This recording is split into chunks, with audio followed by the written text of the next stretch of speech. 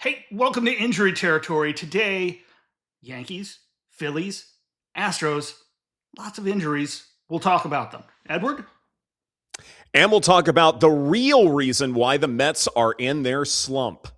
Ooh, that's some good stuff. That's next on Injury Territory.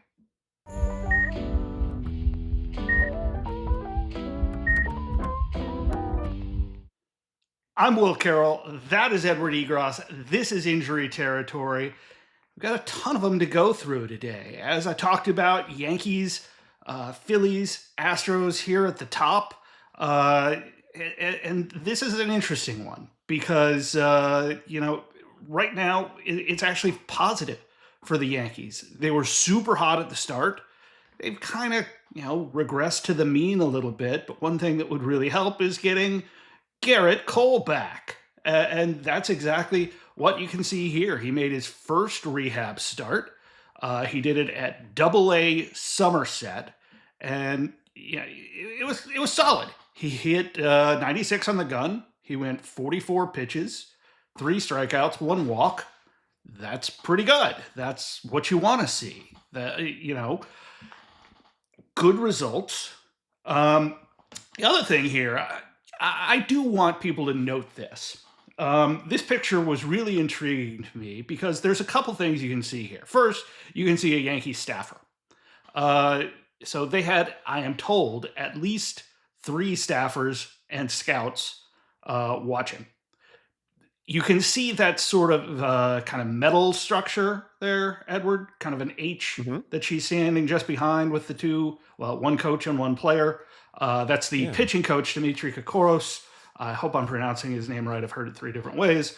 And I'm pretty sure that's Chase Hampton, who's on the minor league IL right now, but a top prospect for the Yankees as well in front of Cole. But you can also see a circular piece, and all of these are biometric trackers. There's a number of systems, whether it's Hawkeye, whether it's Kinetrax, there's a couple others. But they were watching our boy Gerrit really, really closely. And again, he did well. He came through it well. I'll write about more on this in Under the Knife on Monday, but everything I'm hearing behind the scenes was perfect to expectations. He didn't have unusual soreness, which he didn't have in spring training when he was working. He went through the whole thing and everything went great. So I can see at 45 pitches, you don't bring him back immediately. Maybe he needs 1 more at 60. But Aaron Boone says, he's going to need several more. He's not going to be back here before May. I don't get it. I still don't get it. I understand part of this is workload management, that they don't want him to rack up innings. But I don't think his elbow can tell the difference between 4 innings in Somerset, New Jersey, and 4 innings in the Bronx or wherever the Yankees may happen to be. I know it's easier. I know it's supposed to be less stress, but I'm not sure I believe it, especially for a first start back. The heart's got to get racing. You haven't been out there. Yeah, Cole did it in spring, didn't have any problems. So I don't think he's ever lacked confidence.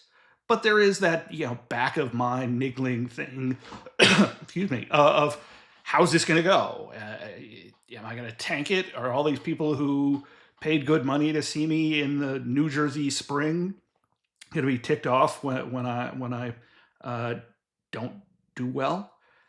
He did well. So again, I'm a little frustrated with how long this is going for something that's really not a certainty in terms of helping him along. I just don't get it. How much of this do you think is a Yankees specific thing? And how much of this do you think is a league wide thing where if you're a ball club, generic ball club, and you're making the postseason, the Yankees are as likely to make it as, maybe any ball club stands the Dodgers. How much of this do you think is just this paranoia? We have to have him in October and we're going to sacrifice to make sure that possibly happens. I think that's part of it. I think they have some artificial limit in their head that we have no real evidence for. I hold the Yankees to a higher standard because they've got some really, really good people. Um, they've spent a lot of money on pitching and pitching development. Excuse me. They've had really good results largely from it. They've had some injuries, but they've had guys like Louis Heel.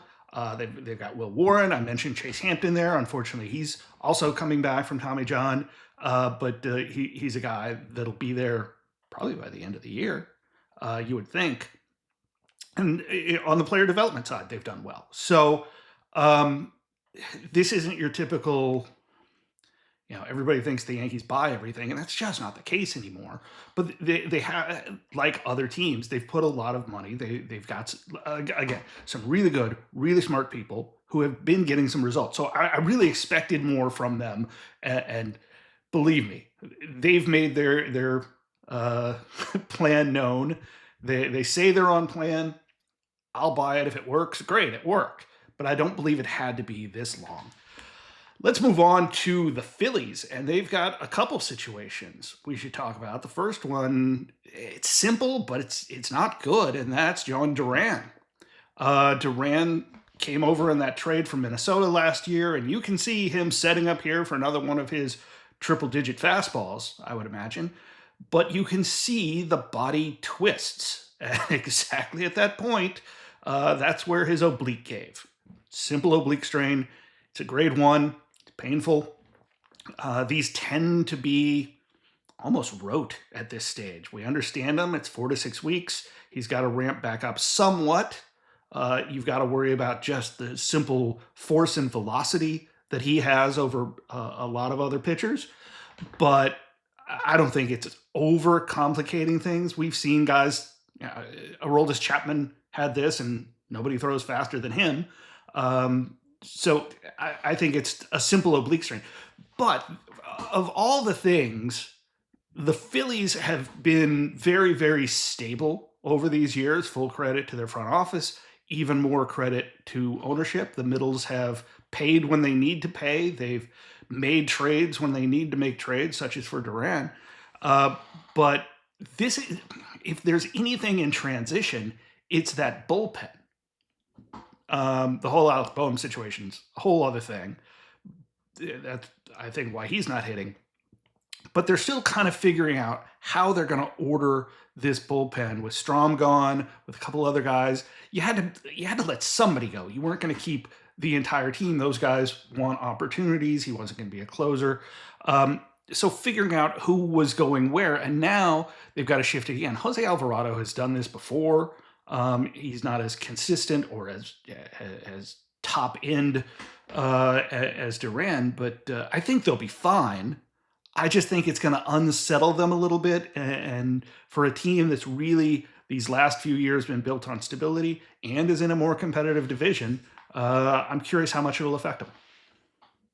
Yeah, I would be too. At the same time, one of the reasons why Duran is as fantastic as he is what was a 100th percentile ground ball rate from last season or 2 seasons ago.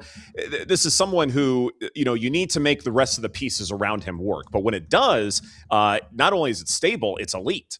And so you take someone out of that mix who, maybe is more of a strikeout artist, or you got to make things more, bullpen or anything of the sort. But yeah, a lot of this is very much, tricky when it comes to, the chain reaction, so to speak. Yeah, and certainly it's also going to compound because on the other side of that baseball, when he throws it, he normally throws it to JT Realmuto, who's not popping up here.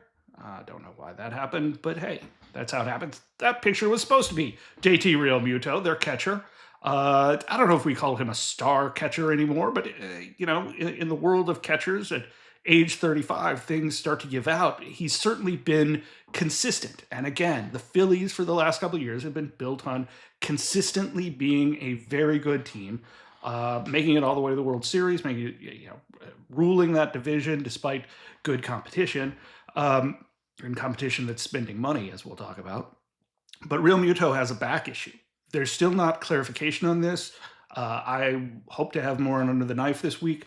But Realmuto at age 35, as a catcher who's got let's call it a lot of mileage on him. But he's Mm-hmm. also been relatively durable, more durable than most.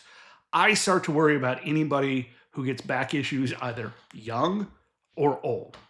And these are all relative terms. You can get through them. Probably the best case of this was Ivan Rodriguez, one of the most durable, long lasting catchers of all time. He had some back issues when he was with Texas. It's one of the reasons they let him go. And he really got religion. I can remember, gosh, when was it? It was the Bartman game. Mm-hmm. He Oh, was, three. yeah. So it was, he was doing his whole pregame thing. He was talking to people, and all of a sudden he had to go because he had to go do his back exercises. One of the athletic trainers pulled him aside, gave him a signal, and he was gone. And I'm told he was absolutely religious on these. Same thing with Yadi Molina. He kept his body going for so long. There's a little bit of genetics to that, but you can get through back injuries, but they can also wear you down. And how much room at age 35 does Realmuto have? If you don't have it, that standard catcher, that guy who you trust back there, how much do you drop off? I also got wondering, with ABS now in place, how much does having your normal catcher kind of affect you? Do you know he knows the zone? Do you allow him to set up? Does his perception of where his glove should be, does that alter any? I was talking to a member of a AL coaching staff earlier this weekend, and we were talking about whether it was possible or even a good thing for a catcher to kind of reverse frame now, especially early in a game where you kind of try to draw the catcher or the hitter into challenging a pitch that's wrong. That you make a strike look like a ball, that you make a ball look like a strike. Uh, I don't know if that's even possible given the margins we've seen on these. For the most part, these have been, an inch either way. So I don't know if that's possible, but it's at least a question to ask out there. Yeah, it is. And at the same time, as you were talking, I sort of took it in a different direction. I thought with Realmuto, here's someone who is elite at picking off runners. Someone's trying to get to second, and I mean, he's got a gun for an arm. It's insanely accurate. And I wonder if the wear and tear of having to get up and throw with that kind of force over and over again. Now, granted, you can have a reputation and then no one's going Yeah, to challenge you. right. But sometimes in certain situations, you got to go for it. And so I wonder if, given the force that he has in those throws, if that has any kind of impact at all to where, yes, you're very good at this, but maybe you are going to wear down just a little bit faster because of this elite skill. Yeah, I think that's a great thought. It's not one that we think of. We often think of those rotational movements as obliques and lats and things like that. But absolutely, the spine is going to be involved in all of that. So we hope this is just muscular. That this is one of those back spasm things.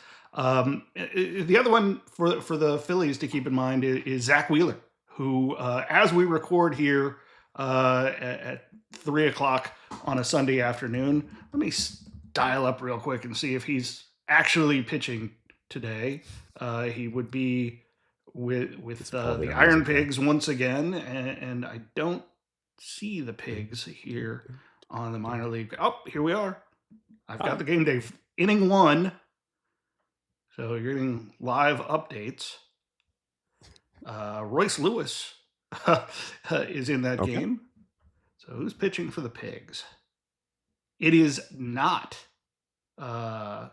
Wheeler. So that's interesting. Okay. I'll have to check on that during the break. But when we come back, you've got some interesting stuff about the Mets, and I want to get into this. So we'll be back right after a quick break on Injury Territory. Hey, welcome back to Injury Territory. During that break, dug around a little bit, found out why Zach Wheeler isn't pitching for the Iron Pigs, and that's because he's pitching for Reading. He's down in Double-A, which actually turns out to be fairly interesting He's pitching against the Somerset Patriots. We mentioned them earlier in the show as the Yankees AA affiliate. And down there as well is a couple guys whose names you'll know. One, Anthony Volpe, the shortstop who is on a rehab assignment of his own after shoulder surgery. And George Lombard, the top prospect, who's playing third base today. I find that interesting that they shifted him over for Volpe.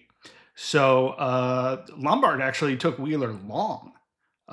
So in the first inning, what looks like a leadoff homer, Wheeler at the time we go again about 3:30. He went 4 innings, 77 pitches, 4 strikeouts. That's not a lot of progression. It's about what he did last time, but I think he's out of time. I think he's going to have to come up for the Phillies. And I think he's looked pretty good. I don't have any scouting reports or velocity numbers on him. I don't know whether we can actually find those here on MIL. Let's see what his. Oh, they do have it now. Let's see what the pitches were. No, we don't have velocity on these yet. I could have sworn we would have. I would have thought so too. But yeah. I was looking here at these pitches. No, they're not showing velocity on these. Oh, well, Wheeler's looking good, but we teased this before. You've been looking at a team that's in, an absolute free fall right now. As we speak, they're playing the Cubs on the road. They are up 1-0, so maybe this streak will be over by the time you hear this, but the Mets down 0-10 in their last 10. That's bad, and Edward, you think they're fragile.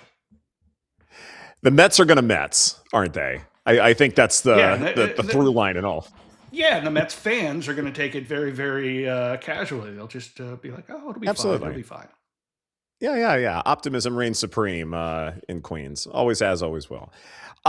In order to understand why this schneid is happening and why they're on it, I think we need to go to an economic concept to get started. And I promise, yes, we'll get a little academic, but I promise this is relevant.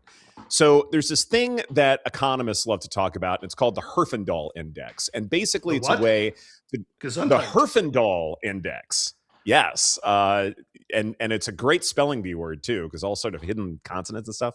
But the Herfindahl Index is basically how much a company has in terms of a share of the market.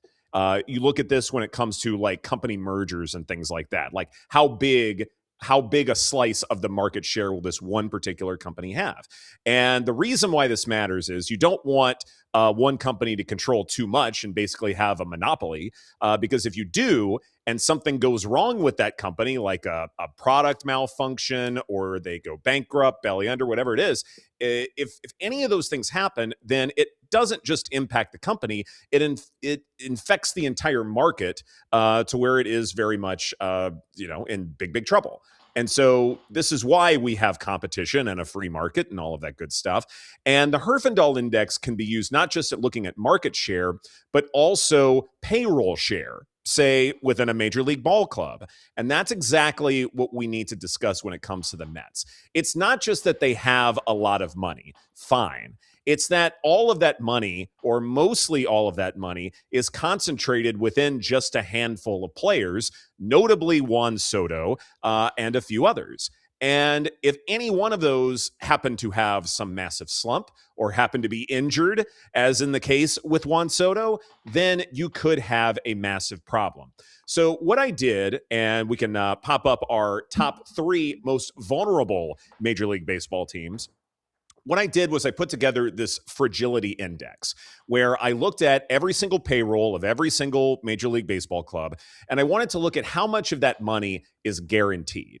And you see here that the Dodgers have a 96.3% payroll rate in terms of how much money is guaranteed to go to the players. And this is, not counting pre-arb rates and things like that. The Braves are in second position at 92.6%, the Mets at 91%. But the fragility index, which is important here, is just simply how much is guaranteed minus your pre-arbitration rate. So how much of your money is basically tied down to these expensive ball players to where if anything happens to them, will the whole thing come crashing down? And these are the three ball clubs where you have to worry about that more than any other.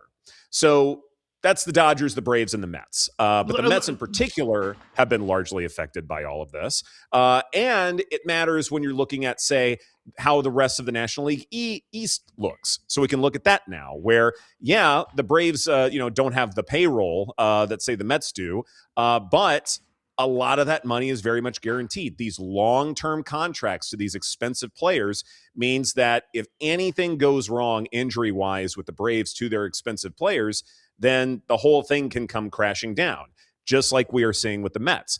And it's fascinating, Will, that you were talking about the Phillies a little bit earlier in terms of the stability that they have been able to create for themselves over the last several years. Well, this is why. They don't have near the guaranteed money. They have plenty more pre-arb guys in terms of generating a middle class, so to speak. And so if any one of these star players goes down, then you're not necessarily worried about the talent who will be replacing them, essentially. But when you're talking about the rich guys, if any one of them go down or they're just slumping, then you don't have too many answers in that regard. Phillies have answers. Mets and Braves do not. And specifically when it comes to the Mets, that's exactly why we're seeing the mess that we're seeing right now. Now, this is intriguing to me, Edward, because, I was looking at this, thinking about the Braves, and then we switched to the Phillies, and it's the same sort of issue. Great charts, really makes you think. But to me, the Phillies, they're kind of top heavy too. They have I don't want to call it a stars and scrubs kind of thing, which can be an implication of this kind of thing where you pay a ton. It's a fantasy strategy, if anybody isn't familiar, where you pay a ton for a couple stars and then you get stuck with $1 and $2 players on the back end. It can work as long as all of them hit. So you're kind of saying the same thing here in that all those guaranteed locked-in contracts with the Mets, you've got your Sotos, you've got your Lindors, but you've also got a lot of other guys. For the Phillies, they've got their Realmutos and Harpers and Trey Turners and Kyle Schwarbers and pretty much their entire pitching staff, save Andrew Painter. Duran, another one, he just on the IL, but he's a pre-arb guy, or I think he's an arb guy. Come to think of it, I can't remember how much service time he has. He's older. How long? He's an arb guy. He has to be at this stage, though I don't know what his actual contract status is. So 1 year, 7.5. That's a pretty good deal. It's one of the things. If we look at the Braves as well. They locked up a lot of their guys who would be arbitration guys now, and they've gotten some payoff for that. Ozzie Albies has been good, Tucker's been good, Spencer Strider has been good when healthy, but he missed the year. I would have to say that has been successful, and that they took a risk. So when you look at this kind of fragility, obviously, it hasn't been a problem for the Dodgers because they just have more coming, it seems. Why is it such a problem then for the Mets and specifically for right now? Well, that's just it, is that there is no middle class when we're talking about New York, right? If any one of them, happens to go down, then look at the replacements. It's, if we're using like sabermetric language, it might be war lost. Yeah. Where it's not just who you lose, but who's coming in to replace them. And that's sort of the problem here is that, I read somewhere, and I might get the numbers slightly off, but in terms of the top 5 richest players for the Mets, they're constituting 50 some odd % of the overall payroll. No one comes close to that. In terms of the other ball clubs. Even if you look at, say the Dodgers, for instance, a ton of that money is guaranteed, but a lot of guys, are making good money. And the development system that they have is also fantastic. If you're looking at, say, the farm system for New York, maybe there are bigger questions there versus LA, where you're feeling comfortable, and it's Yeah, why spending all that money, they're still in positions to be able to improve over the course of a season. I agree, though. I think we have to take a look at Mhm. what would be your so-called middle class here. They just brought up Carson Bench. Right. He's not hitting, but he's also hitting leadoff today, which I'm very curious about having two guys under 600 OPS as your 1-2. Francisco Alvarez isn't a long-term deal. He's been very, very good. Um, have the Mark Vientos and Brett Batties of the world been able to step up? No, but the other thing here, and this is a decision, and I think will change very, very soon, given them pulling David Peterson out of the rotation. Um, they obviously chose to bring in Fast Freddy Peralta, smart, but they've got Mhm. McLean, they've got Jonah Tong, who we saw for a bit last year. Um, they've got several other pitchers that are on the way, and if they're not ready now, they're really, really close, and they're also pretty darn good. So I think some of this is a decision. Is Kodai Senga a good pitcher or a bad pitcher? I don't know if we know at this stage, but I'm just not sure that the fragility here is the whole story. I just Mhm. I have a hard time looking at the other teams who aren't facing this sort of 0-10 and saying, well, Juan Soto's producing, Francisco Lindor is producing. Um, where do you see this fragility as such a problem for them?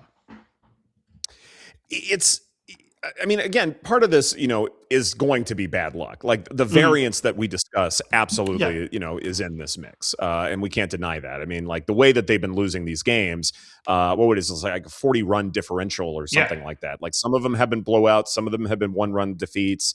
Some of it's been the bullpen, sometimes the starting pitcher being bad, the offense. So it tends to be like one thing, but also if you do it that way, you're dealing with small sample sizes. So you want to be careful not to look at it and say, well, the whole system's falling apart. yeah, But yes, there are certain things where the Mets have decided, all right, we're going to ride this early part of the season because this is the least likely time. I assume that I'm assuming this is their thinking. This is the least likely time when you're going to have those not performing and producing. That might happen later in the year. yeah. Turns out that wasn't the case, and so it is a decision. The planning wasn't as good as perhaps as it could have been, but it was sort of their gamble that they decided to make. And one thing too that I probably should correct here on my end, if you are looking at farm system rankings, for instance, the Dodgers are third at last check on Fangraphs. The Mets are hovering around 10th. So Mhm. it's not like the farm system is terrible. They're not the Braves, for instance, where they decided to absolutely decimate it so that they can continue to make the moves that they made. The Mets aren't that.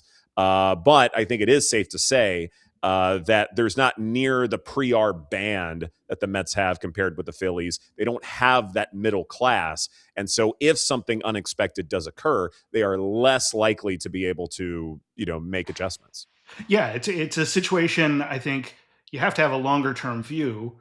I've knocked the Cardinals for years about development because they just haven't been able to graduate those prospects into being good, solid major leaguers.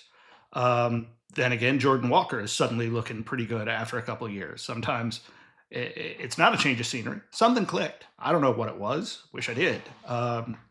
We'll have to talk about the Cards a little bit more and watch more of that show. But yeah, I think it's really intriguing here. I'm curious if you think this is more on a front office plan, whether this is more a developmental issue, or of course, 0-10 is a small sample. This is not a zero true talent team. Mhm. I don't even think this is a 500 team. But is this something where obviously a lot of Mets fans are going to be calling for Carlos Mendoza's head? Where do you put most of the blame for having a roster that's doing this? I hate to say that. I mean, I almost always defend the manager, first of all. And then obviously, fans are going to want that to happen. But, how much control do managers really have in this day and age? I think that's a, fair thing to ask compared with, say, baseball of yesteryear. At the same time, if there is something that is going on in terms of, keeping spirits up, then I suppose you have to make that move. But still, though, I do think this is a front office decision. This might even be an ownership decision, if we're being honest. Let's go all the way to the top when it comes to wanting to make massive risks and spend a lot of money and concentrate it on just a few ball players instead of doing the harder work and developing everything, and then trying to find some of those middle class guys who are very much going to be carrying you through the dog days. This to me felt like more of a stars and scrubs approach, especially in the early part of the season, where yes, you do have development and all of that's fine. But if your timelines that you're trying to establish are not meant to come to fruition until later, then you're taking a massive gamble here. And they decided to do that. It didn't work out, at least for now. And as we have talked about before, when you have long losing streaks in April, usually that is a really, really bad sign. That is really, really hard to come back from. And so if you want to fire the manager because of this, okay, fine. But whoever you inherit is already going to be in a losing situation. So why do that unless absolutely positively necessary? Yeah, I mean, this could be a whole conversation about managers. Hmm. I watch a lot of soccer, so Yeah. I've gotten to like the idea that sometimes that's the guy that's got to go, and you bring in another guy. Baseball never does that. American sports in general, they'll bring in the interim guy. Hmm. Why does firing the guy and then putting the bench coach in charge change anything? To me, that's Although always it's been changing in hockey, though. Hockey is yeah, they do retreads all the time, and they'll fire somebody a and it week is a little before the frustrating. playoffs. Yeah, Yeah, yeah, exactly. so we've seen that with a number of teams, and you usually have to bring in the fiery John Tortorella type for those things because the team's theoretically underperforming. We'll see if that is with the Mets. This is the one I'm killing to know, and I'll be calling people. Maybe this will make under the knife today. Okay, they're up 1-0. Though the Cubs are threatening as we're recording, but Carson Bench 435 OPS in the leadoff spot. Bo Bichette hasn't had the greatest start. 544 in the two spot. Francisco Lindor, superstar, one of the best players in the game, not having a good start. He's got a 606. And oddly enough, they're 0 for 9 today so far. Maybe one of them will come through, break the streak. But I think whoever's setting that lineup, and full credit to Joe Sheehan, he was the one that pointed it out to me last week when I was in New York. The fact that they're popping Benj up there, the run they have is from MJ Melendez, who's DHing today, of all things. So the Mets are indeed Metsing. We'll see whether or not they can get through this as they've pulled the starter. I can't do a lot of that. Let's jump in and do a couple more injuries that we have. This will be intriguing. So let me jump through a couple of these here at the finish of the show. First one, Cody Ponce had his knee surgery as expected, an ACL reconstruction, and he came through it fine. He'll be back next year.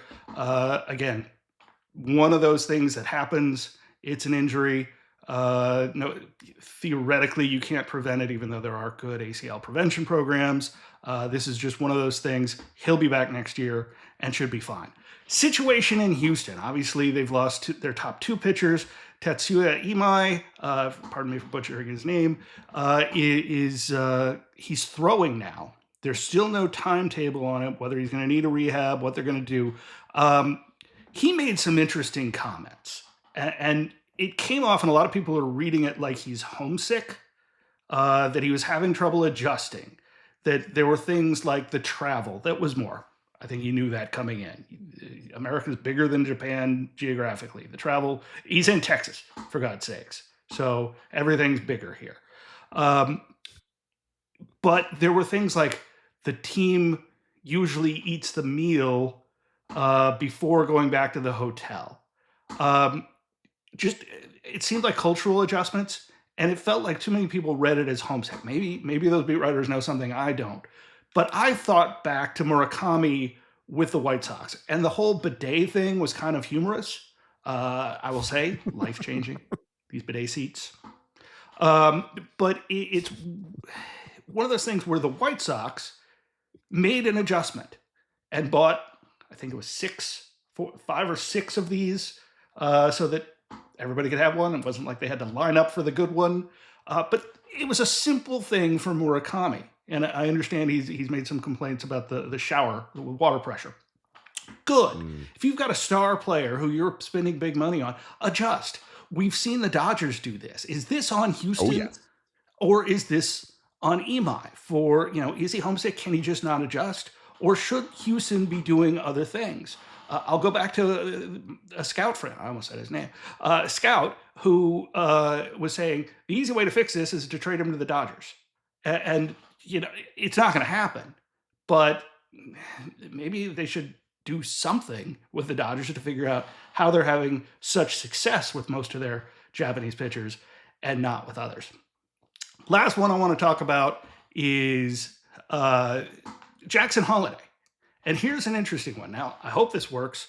I haven't tried to play video from another show, but Matt Holiday, his father, was on Cards territory. And here is his comments about his son Jackson and his hamate injury. This is such a tricky injury because he had the surgery, and it's such an integral part of hitting, and so he was working, obviously coming back, and he had some soreness on the opposite side, which, as you guys, sometimes there's you kind of compensate with some stuff. So his wrist on the opposite side got a little bit sore. So he was in Norfolk, and then now he went back to Baltimore, and got some reassurance that everything was fine, and then he just had some inflammation on the other side of his wrist, and so taking some anti-inflammatories, and then he's going to go back on rehab. I think he's going to go to Frederick maybe today. I don't know if he's playing tonight, maybe tomorrow and Sunday, and then reevaluate for I think that every minor league team's off Monday, possibly back to Norfolk for Tuesday and Wednesday, and then kind of see where they're at. So he's working his way back. Yeah, obviously don't want to rush it. Make sure that he feels strong and ready. As you guys know, the big leagues is a bear to tackle, especially if you're not feeling 100%. So I think it's just being cautious with the wrist, and making sure when he does get activated that he's 100% confident where he's at physically, so that he can get out there and compete at the highest level he can. So it's just been a little bit, it's never linear. I think in recovering from injuries, and particularly wrists, there's been a lot of guys that have had that surgery, and so there's just little hiccups here and there, and but he's close and feeling good. I just talked to him a few minutes ago, and I think he's getting excited about where he's at. So, ton of information there from Cards territory. Thanks to Jim and Lance for letting us use that clip with Matt Holiday, who jumps in on their show quite a bit. Of course, he's wearing an Oklahoma State hat there because he's, I believe, an assistant coach there. But tons of info. Obviously, he has unique insight on Jackson Holiday. I'm curious about a couple things. The first is that they sent him to Frederick because it was close. Basically, the major league medical staff could have their hands on him. That's one of the bonuses of having a place that's so close. You can just run people in and out. We see that a lot of teams wanting to have at least one affiliate close. Atlanta's done it to the nth degree, actually moving franchises. They moved their single A in to Rome and made it a damn Penguin. Hate that. So it's that Norfolk is too far away, though at the same time they're on the road half the time. I saw somebody had to bring somebody in from it's the Phillies. The Phillies had their AAA was in Minneapolis, and they brought somebody up who hit a home run. I think it was Perez or something. I forget the name, but you've got a close team in the Iron Pigs. They're like 50 miles away, but they're in Minneapolis, which is much more than 50 miles away. The other thing that Holiday said there, Matt Holiday, was saying the opposite side. So this one really is curious to me because I have to think he doesn't mean the opposite hand. That would have been my follow. But the hamate is obviously, well, let me get on screen, over here on the pinky finger side. If he's feeling it over here on the thumb, I mean, obviously, the old song is the wrist bone's connected to the other wrist bone.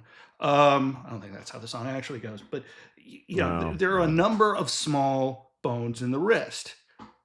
They're not actually connected. The wrist is not one thing, even though we think of it as one joint. So I don't know why that would be, unless there's this generalized inflammation, and if so, that's something bigger than just lopping off the hook of the hamate or pulling the whole hamate, whichever they did. It's curious. It's not structural because they hit it with anti-inflammatories. So I'm curious to see how this goes. If he is, in fact, going to go back to Norfolk and try to tune it back up, we'll see Tuesday, Wednesday, because he's going to have to respond. If he's having inflammation, that's from really either something structural inside, which they say isn't there, they wouldn't be treating it that way, or it's something mechanical with his swing. And if there's been an alteration, they should know that. The Orioles, one of the more advanced technological teams. I'm really curious where that goes. So, ton of information on that. Access journalism does work sometimes. Actually having sources and being able to call them, even if I can't get them on the phone, is always a good thing. But that's what I've got today, Edward. You said you had one more thing?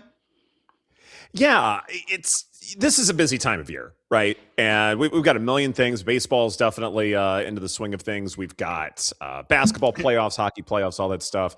It's truly a busy time. And this is probably not the best time to be asking you about television. But you are probably the third or fourth person in my inner circle who's told me that I need to stop what I'm doing to watch The Pit. The Pit.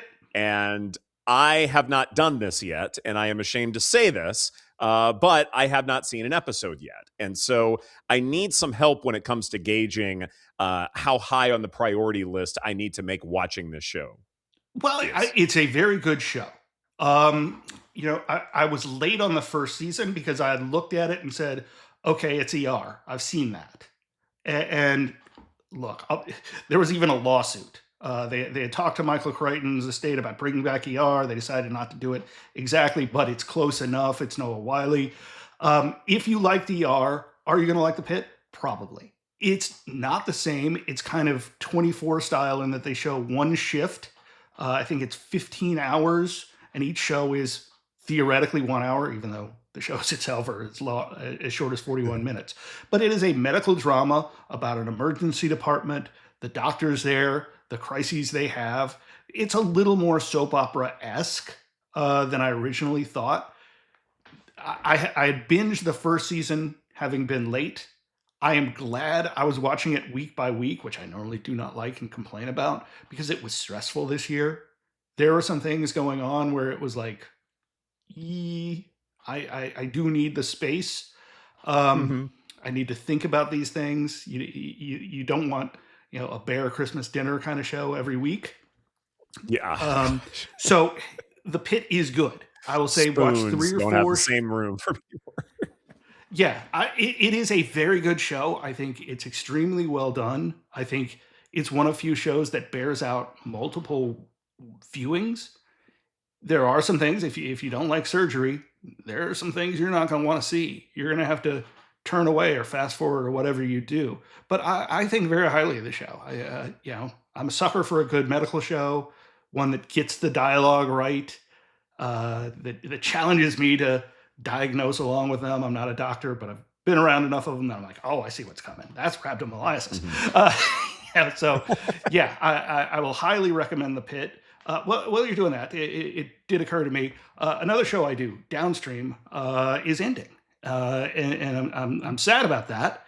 Jason Snell, who's the leader of that, he's done it for years, has decided he just doesn't have the time and bandwidth to do that one anymore. So I want to shout out one for Jason Snell for having me be a part of that show for as long as he did. I won't pour one out. Speaking of, some of you might have seen me drinking during the show, and I was. And it is a fine bourbon. It is, in fact, related to the show. This is Dread River. This is their straight bourbon. It doesn't have an age statement that I know of. But if you look back, that is Dr. Jeff Dugas's distillery. They're in Birmingham, Alabama. He was kind enough to send me a bottle. I'd had it before. They've won awards. It is quite a solid bourbon. It's available for order if you're not in the Birmingham area. So I figured I'd thank him for that, for coming on the show and sending along that bottle. But for now, solid bourbon and a solid interview as well. Incredibly educational. That's the beauty of YouTube, right? You can go back and watch the old stuff, and it, all of this stuff holds. Like, all the information is still very, very good, especially now as we get into more of these entries. I love doing those. If you haven't seen the one with Art Chew, we had that this week. Go back to Jeff Dugas or Nick Kenny or Tyler White. It was funny that Art Chew actually referenced Tyler White. He hadn't seen the interview, and now talking to him, he's gone back and watched that. But you're exactly right. I mean, there were things I learned from Jeff Dugas on that interview that changed my view of things and the way, because he taught me things about the way surgery can be done. So again, thanks to Jeff Dugas for that. Thanks to you, Edward, for this. Thanks to all the people back at the Foul Territory Network, especially this week when we got to use a clip. We'll see you next time here on Injury Territory.